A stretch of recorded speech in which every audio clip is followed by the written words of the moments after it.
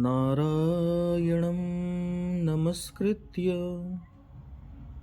नरं चैव नरोत्तमं देवीं सरस्वतीं व्यासं ततो जयमुदीरये।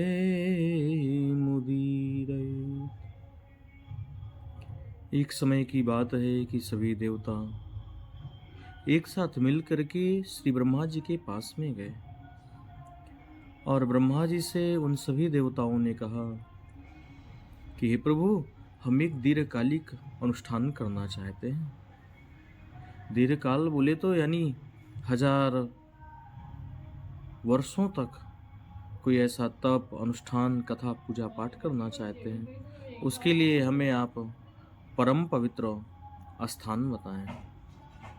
तब ब्रह्मा जी ने सुंदर एक चक्र को छोड़ा है और कहा कि जो मैं चक्र छोड़ रहा हूँ इसके पीछे पीछे जाओ। जहाँ पर ये चक्र की निमि शांत होगी वहीं पर तुम लोग उस दीर्घकालिक अनुष्ठान को करना। ब्रह्मा जी के कहने के अनुसार देवता लोग उस चक्र के पीछे पीछे चल पड़े और वह चक्र आकर के नैमिषारण्य में ही शांत हुआ। महाराज, चक्र का जो अग्रभाग है, जो चक्र की निमि है, वह आकर के नैमिषारण्य में गिरा। तो वहाँ पर वह चक्र गिरने के नाते जहाँ पर चक्र गिरा उसी को चक्र तीर्थ कहा जाता है और चक्र तीर्थ के नाम से यह सुंदर तीर्थ विख्यात हुआ। नैमिष में सुंदर जो कुंड बना हुआ है वह महाराज गोलाकार चक्राकार ही बना हुआ है।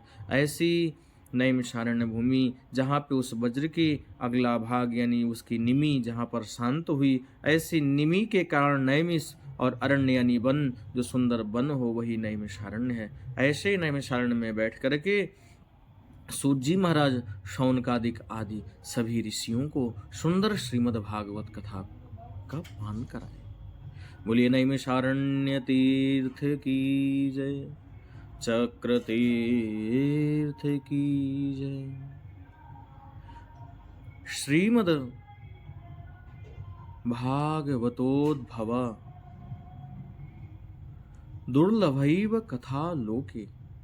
इस संसार में श्रीमद् भागवत जी की कथा अत्यंत दुर्लभ है महाराज।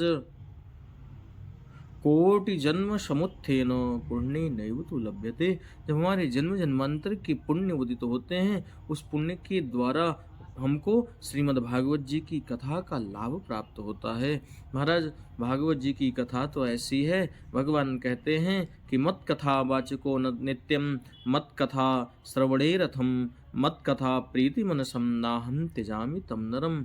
महाराज, कुछ लोग कहते हैं हमने कथा को श्रवण किया, हमने कथा को श्रवण कराया तो क्या हमें पुण्य मिलेगा? जो कथा की व्यवस्था देखे वो कथा श्रवण नहीं कर पाते, क्या उन्हें पुण्य नहीं मिलेगा? तो नहीं, व्यास जी कहते हैं कि महाराज मत कथा वाचकम नित्यम। जो हमारी कथा को भगवान स्वयं बोले हैं, जो हमारी कथा को कहता है वो मत कथा श्रवणे रतम। जो हमारी कथा को श्रवण करता है वो मत कथा प्रीति मनसम। जो हमारी कथा को कह नहीं पाता है, जो हमारी कथा को श्रवण नहीं कर पाता लेकिन हमारी कथा से वो प्रीति रखता है, ना हम त्यजामि तम नरम। ऐसे तीनों प्राणियों को हम कभी त्याग नहीं करते हैं, कभी उसको त्याज्य नहीं कर पाते हैं। ये भगवान का वचन है। वो भगवान उस उन भक्तों के ऊपर में बड़ी कृपा करते हैं। ऐसी सुंदर श्रीमद् भागवत जी की कथा है जो कि नैमिषारण्य में ही प्रारंभ होती है। नैमिषे सूतमासीन अभिवाद्य महामतिम कथामृत रसास्वादो कुशलः शौनको ब्रवीत। जो कि भगवान की कथा को श्रवण करने में बहुत ही कुशल हैं। दुनिया के कार्यों को श्रवण करके किया जाए उसको हमारे संत कुशल नहीं कहते हैं, लेकिन जो भगवान की गाथा को गा करके भगवान का जन पूजन सुंदर रूप से करते हैं उसे कुशल कहते हैं। तो नैमिषारण्य तीर्थ में सूत जी महाराज विराजमान हैं, बड़े और महामति वाले हैं। देखिए, संसार के पास में मति है लेकिन महामति नहीं है। भाव क्या है? तो हमारे संत कहते हैं जो मति संसार में लगी रहे, जो मति परिवार में लगी रहे वह केवल मति है। लेकिन जो मति हमारे श्री राम जी के चरणों में, श्री कृष्ण के चरणों में, भगवान की कथा में लगी रहे, जिसकी मति वो मति नहीं, वो क्या है? महामति। ऐसे श्री सूत जी महाराज इसकी मति महामतिम है, क्योंकि हमेशा ठाकुर जी की कथा में लगी रहती है। और ऐसे जो महाराज कथा रस को चखने में कुशल, ऐसे श्री शौनक जी महाराज दोनों का सुंदर संवाद नैमिषारण्य में हुआ।